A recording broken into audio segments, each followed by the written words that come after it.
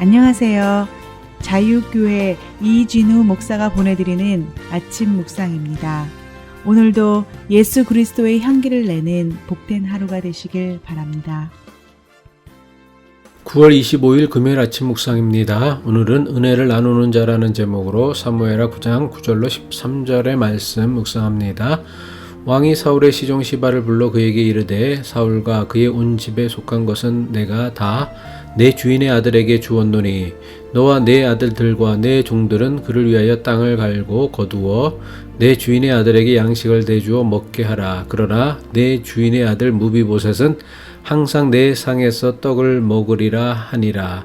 시바는 아들이 15명이요 종이 20명이라.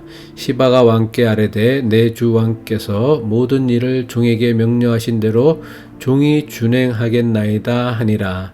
무비보셋은 왕자 중 하나처럼 왕의 상에서 먹으니라. 무비보셋에게 어린 아들 하나가 있으니 이름은 미가더라. 시바의 집에 사는 자마다 무비보셋의 종이 되니라. 무비보셋이 항상 왕의 상에서 먹음으로 예루살렘에 사니라. 그는 두 발을 다 절었더라. 한 주간도 고생 많으셨습니다. 오늘 하루도 하나님의 인도하심을 따라 복되고 평안하시길 축복하며 아침 묵상 시작합니다. 다윗은 사울의 손자이자 요나단의 아들이었던 무비보셋에게 두 가지 은혜를 베풉니다. 사무엘상 9장 7절 후반절이죠. 내가 내 할아버지 사울의 모든 밭을 다 내게 도로 주겠고 또 너는 항상 내 상에서 떡을 먹을지니라 하니.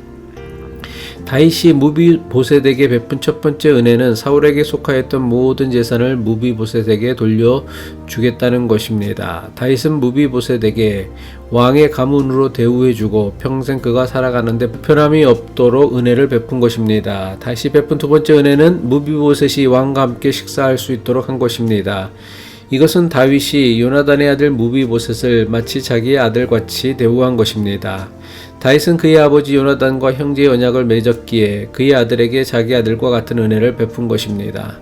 다윗은 요나단의 아들 무비보셋에게 두 가지 은혜를 베풀고는 사울 가문의 종 시바에게 무비보셋을 잘 섬길 것을 명령합니다. 다윗이 사울 가문의 모든 재산을 무비보셋에게 주었기 때문에 사울의 종이었던 시바 역시 이제부터는 무비보셋을 섬기는 종이 된 것입니다. 만약 다윗이 왕으로서 은혜를 베풀고자 했다면 원수의 가문이자 언제든지 반란을 일으킬 수 있는 사울의 후손에게 은혜를 베풀 수는 없었을 것입니다. 하지만 다윗이 무비보셋에게 베푼 은혜는 이스라엘의 왕으로서 베푼 은혜가 아니라 하나님의 은혜, 하나님의 은총을 나누는 것입니다. 하나님의 은혜와 관련하여 우리가 반드시 알아야 하는 중요한 사실이 있습니다. 우리는 흔히 하나님의 은혜는 오직 받는 것으로만 생각합니다. 하지만 하나님의 은혜는 받는 것만으로 완성되지 않습니다. 받은 하나님의 은혜를 나누어 줄 때 비로소 나를 복되게 하는 하나님의 은혜가 됩니다. 우리가 그 많은 하나님의 은혜를 받고도 왜 은혜 받은 자의 축복을 누리며 살지 못합니까? 은혜를 나누며 살지 않기 때문입니다. 사울은 하나님의 은혜를 받을 줄만 알았지 하나님의 은혜를 사람에게 베풀 줄 몰랐던 사람이었습니다. 사울이 스스로 고백하듯이 사울은 이스라엘 12지파 가운데 가장 작은 베냐민 지파 출신이었으며 베냐민 지파 가운데서도 가장 미약한 가문 출신이었습니다. 사무엘상 9장 21절이죠. 사울이 대답하여 이르되 나는 이스라엘 지파의 가장 작은 지파 베냐민 사람이 아니니까 또 나의 가족은 베냐민 지파 모든 가족 중에 가장 미약하지 아니하니까. 가장 작은 지파의 가장 미약한 가문 출신인 자신이 이스라엘의 왕위의 자리에 오르게 된 것은 오로지 약한 자를 들어 쓰시는 하나님의 전적인 은혜였습니다. 하지만 사울은 하나님께 은혜를 받으려고만 했지 자신이 받은 하나님의 은혜를 남들에게 나누지 않으려고 했습니다. 하나님께서 목동 출신의 다윗에게 기름을 부어 사울의 뒤를 이어 왕으로 세우시려고 했지만 그는 다윗을 죽여서라도 자신의 왕권을 지키려고 했습니다. 그 결과 사울은 자기 자신도 망하게 했지만 나아가 자신의 가문도 완전히 망하게 만들고 말았습니다. 이 모든 것이 하나님께 받은 은혜를 나누지 않고 혼자 독점하려고 하다가 생긴 결과입니다. 하나님의 은혜를 받았다면 받은 은혜는 사람에게 나누어져야 합니다. 하지만 너무나 많은 교인이 오래전에 받은 은혜만을 붙잡고 신앙생활하고 있습니다. 그러니까 신앙생활이 갈수록 힘들고 부담이 되는 것입니다. 하나님의 은혜는 샘물과 같습니다. 자꾸만 퍼서 나누고 사용하면 늘 새롭고 신선한 은혜를 누리며 신앙생활 할 수 있습니다. 하지만 흘려보내지 않으면, 나누지 않으면, 베풀지 못하면, 욕심만 부리면 썩어져 녹조만 가득한 썩은 샘물과 같이 되고 맙니다. 1만 달란트 빚진 자의 비유를 보면 1만 달란트 빚진 자가 주인의 은혜로 자신의 모든 빚을 탕감받았습니다. 이것은 상상할 수 없는 놀라운 은혜입니다. 도무지 헤아릴 수도 없는 놀라운 은혜입니다. 하지만 1만 달란트 탕감받은 사람이 자기에게 100데나리온 빚진 자에게 은혜 베풀기를 거절하였습니다.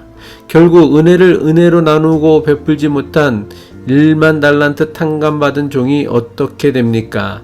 자신이 받은 은혜마저 빼앗기고 말았습니다. 하나님께서 우리에게 은혜를 베푸시는 이유는 나 혼자 은혜 많이 받아서 잘 먹고 잘 살라는 것이 아닙니다. 하나님께서 우리에게 은혜를 베푸시는 이유는 우리로 하여금 은혜를 나누는 사람이 되라는 것입니다. 그래서 우리가 사는 세상을 하나님의 은혜가 유통되고 충만해지는 아름다운 세상으로 만들라는 것입니다. 사울이 그러했던 것처럼 나누지 않는 은혜는 나를 복되게 하지 않습니다.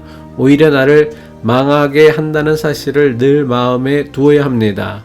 사람들 때문에 지칠 때가 있습니다. 도무지 은혜를 베풀려고 해도 베풀 만한 구속이라고 찾아보려 해도 찾아볼 수 없을 때도 있습니다.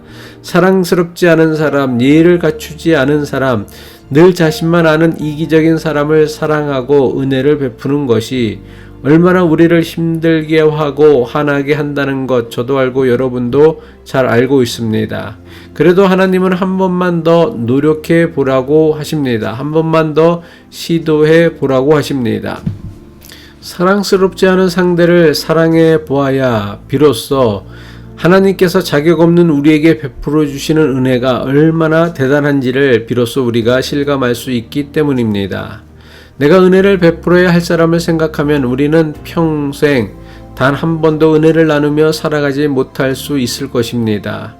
우리가 인생을 살아가며 은혜를 나누며 살아갈 수 있는 유일한 길이 있다면 이미 내가 받은 하나님의 은혜를 바라보는 것입니다.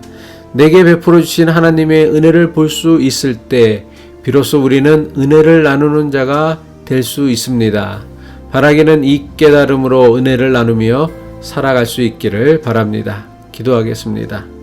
은총의 하나님, 하나님께 받은 은총과 은혜를 독점하는 자 되지 않고 받은 은혜를 세상과 이웃에 유통하고 나누는 자 되게 하옵소서.